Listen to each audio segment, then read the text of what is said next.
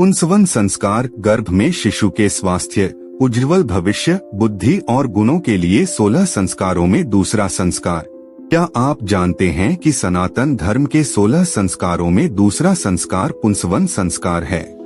यह संस्कार गर्भधारण के बाद गर्भ के तीसरे महीने में किया जाता है। इसका मुख्य उद्देश्य गर्भस्थ शिशु को बलवान, गुणवान और दीर्घायु बनाना है। पुंसवन संस्कार का अर्थ। पुंस का अर्थ है पुरुष और वन का अर्थ है प्राप्ति करना। शाब्दिक अर्थ से यह भ्रांति होती है कि इसका उद्देश्य केवल पुत्र प्राप्ति है, पर वास्तव में यह संस्कार गर्भस्थ शिशु के स्वस्थ, बलवान और श्रेष्ठ गुणों से युक्त होने की कामना हेतु किया जाता है। पुंसवन संस्कार का महत्व। 1. शारीरिक बल की कामना, शिशु स्वस्थ और बलशाली बने।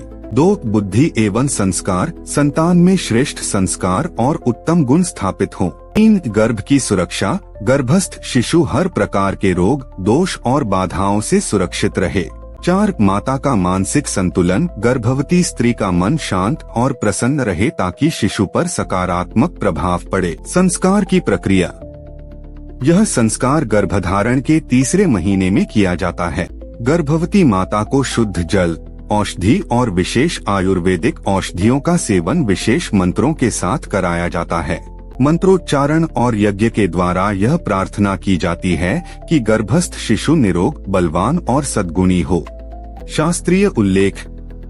गृह्य सूत्रों और धर्मशास्त्रों में पुंसवन संस्कार का विस्तार से वर्णन मिलता है। आयुर्वेद में भी बताया गया है कि इस समय की औषधियां गर्भस्थ शिशु के अंगों की मजबूती और उचित विकास में सहायक होती हैं। आधुनिक दृष्टिकोण। विज्ञान भी मानता है कि गर्भावस्था के तीसरे महीने में शिशु का शारीरिक और मानसिक विकास तेजी से होता है। इस समय माता का आहार, विचार और वातावरण सीधे शिशु पर असर डालता है। सकारात्मक सोच, सात्विक आहार और शांति का वातावरण शिशु के विकास में सहायक होता है।